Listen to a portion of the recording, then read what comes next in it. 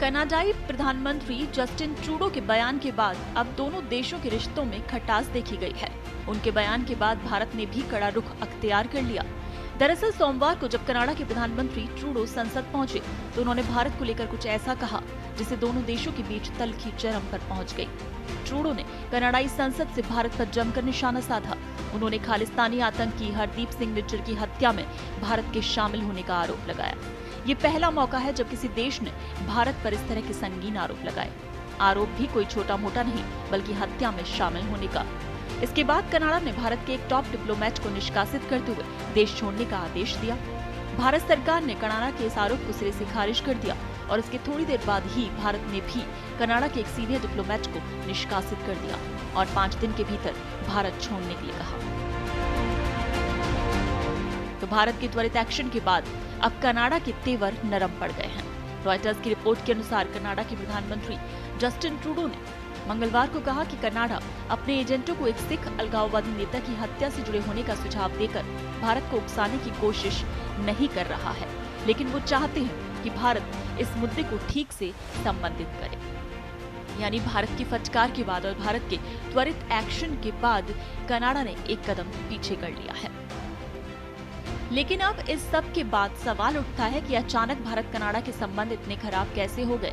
क्या सिर्फ Justin Trudeau की जिद के कारण दोनों देशों के बीच ऐसे हालात बने हैं? आपको बता दें, कनाडा में भारत के बाद सबसे ज्यादा सिख आबादी रहती है। ये सिख कनाडा की राजनीति में अहम भूमिका रखते हैं।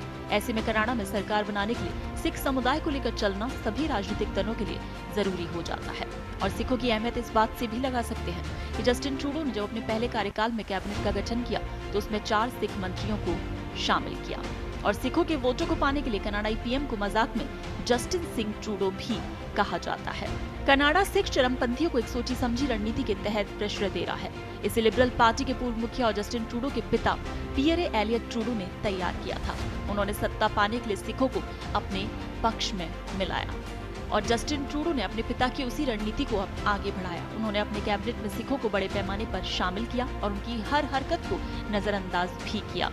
वहीं ट्रूडो ने अपने इस काम के लिए तत्कालीन राष्ट्रीय सुरक्षा उप मंत्री जोडी थॉमस को चुना और जोडी थॉमस ही जस्टिन ट्रूडो और खालिस्तानी आतंकवादियों के बीच संबंधों की सबसे बड़ी कड़ी बनकर उभरी। और आपको बता दें कि जोडी थॉमस को 2017 में जस्टिन ट्रूडो ने कनाडा का राष्ट्रीय सुरक्षा सलाहकार बना दिया और इसके बाद जोडी थॉमस भारत विरोधी चाल से बाज नहीं आई। उन्होंने भारत पर दबाव बनाने के लिए सिखों को उकसाना शुरू कर दिया। कनाडा जानता है कि सिख अलगाववाद की आग लगाकर वो भारत को दबाव में ला सकते हैं, जिससे इंडो पैसिफिक में उन्हें बड़ा फायदा हो सकता है।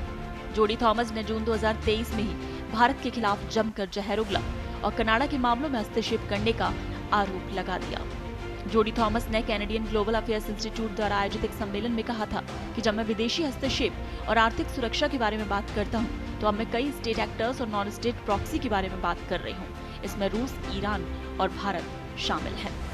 जेडी थॉमस पर भ्रष्टाचार के गंभीर आरोप भी लग चुके हैं। जेडी थॉमस के बेटे को अवैध तरीके से बड़ा मिलिट्री कॉन्ट्रैक्ट दिलाने का आरोप लग चुका है।